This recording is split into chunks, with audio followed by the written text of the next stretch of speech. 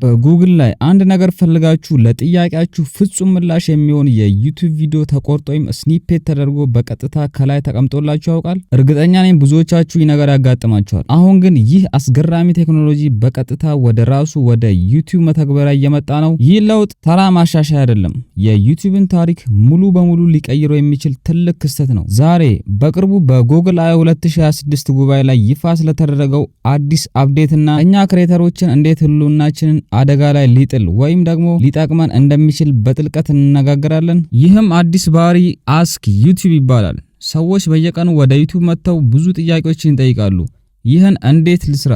ያን እንዴት ላስተካክል? ነገር ግን ከሺዎች ቪዲዮዎች መካከል የትኛው የተሻለ እንደሆነ ለማወቅ እጅግ በጣም ይቸገራሉ። አዲሱ የአስክ ዩቲዩብ የፍለጋ ባር ግን የተለመደውን መሰረታዊ ፍለጋን ያስቀራል ወይም መሰረታዊ የሰርች አካሄድን ያስቀራል። ይልቅስ ተመልካቹ በጣም ዝርዝርና ጥልቅ ጥያቄዎችን እንዲጠይቅ ያደርጋል። ለምሳሌ ባላንስ ባይክ መንዳት ለሚችል የ3 ዓመት ህጻን ልጅ ፔዳል ያለው ብስክሌት እንዴት ማስተማር ይቻላል ብላችሁ ብትጠይቁት ዩቲዩብ ዝም ብሎ የቪዲዮዎችን ዝርዝር አይደረድርላችሁም። ይልቁንም በኤአይ የታገዘ አጠቃላይ ማጠቃለያና ጠቃሚ ምክሮችን በጽሁፍ ያስቀምጥላችኋል። ይህም እጅግ በጣም አስገራሚ ለውጥ ነው። ከዚህ በፊት ዩቲዩብ ላይ ሰርች ስታደርጉ ቀጥታ ቪዲዮዎች ነበር የሚመጡት።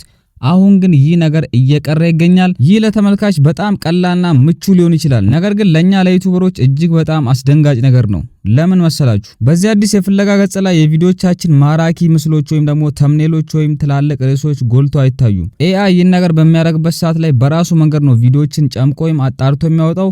ለምሳሌ አክል በታይም ስታምፕ የምትጠቀሙ ከሆነ ያቺን ታይም ስታምፕ ብቻ ነው የሚያሳየው፣ ተምኔላችሁን ሙሉ ለሙሉ አያሳይም ማለት ነው። ከሁሉም በላይ ደግሞ ተመልካቹ ማጠቃለያውን አይቶ ቪዲዮውን ሲጫነው ቪዲዮ የሚጀምረው ከመጀመሪያው ሳይሆን ጥያቄውን በትክክል ከሚመልሰው ደቂቃ ወይም ደግሞ ታይም ስታምፕ ላይ ነው። ይህ ማለት ተመልካቹ የቪዲዮን 80% ያህል ክፍል ይዘሏል ማለት ነው። ታዲያ የኛ ዌች ታይም ወይም የመታየት ቆይታ ምን ሊሆን ነው? በተምኔልና በርዕስ ላይ የምናጠፈው ሰዓትስ ዋጋ ሊያጣ ነው? ሜታ ዳታ ላይ የመጫን ባህላዊ መንገድ ቀስ በቀስ እያበቃለት ይመስላል። ታዲያ ተስፋ ቆርጠን ዩቲዩብን እንተው? ይህ የእናንተ ጥያቄ ነው። በፍጹም ዩቲዩብን መተው የለባችሁም። ይልቁኑ አሰራራችንን ማስተካከል አለብን። ወደፊት የምናደርገው ፍለጋ ኤአይ ቪዲዮቻችን የሚያነበው በተምኔል ሳይሆን በቪዲዮ ውስጥ በመናገረው ቃላት ወይም ደግሞ ትራንስክሪፕት ናቸው። እንዲሁም በመናሳየው ምስል ወይም ደግሞ በመናሳየው ቪዥዋል ላይ ተመስርቶ ነው ማለት ነው።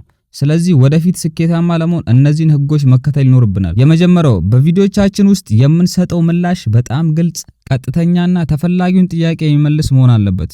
ሁለተኛው የማይክሮ ሞመንትስን አጠቃቀም ማወቅ አለብን። ለምሳሌ ስለ አዲስ ስልክ ቪዲዮ እየሰራን ከሆነ በአንድ ረጅም ቪዲዮ ውስጥ የካሜራ ጥራት፣ የባትሪ አቅሙን እናም የዋጋውን ለየብቻ በየግልጹ ማስቀመጥ ይኖርብናል ማለት ነው።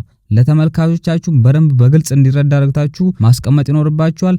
ተመልካቹ አንዷን ክፍል ብቻ ፈልገው ቢመጣ እንኳን ኤአይ በትክክል ወደዛች 45 ሰከንድ ቪዲዮ እንዲወስደው ስራችንን ማቅለል ይኖርብናል ማለት ነው። በዚህ መልኩ እነዚህ አዳዲስ ቴክኖሎጂዎች የኛን ስራ እንዳይቀሙን ማድረግ ይኖርብናል። ይህም አዲሱ የዩቲዩብ አስክ ወይም ደግሞ አስክ ዩቲዩብ አፕዴት በዩናይትድ ስቴትስ በስፋት መሞከር ጀምሯል። እናም ይህንን ቪዲዮ የምትመለከቱ ሰዎች ወይም ደግሞ ፕሪሚየም የዩቲዩብ አካውንት ያላችሁ youtube.com/new ብላችሁ ገብታችሁ እዛ ላይ መሞከር ትችላላችሁ ማለት ነው። እናንተ ቅድሚያ ተሰጥቷችኋል።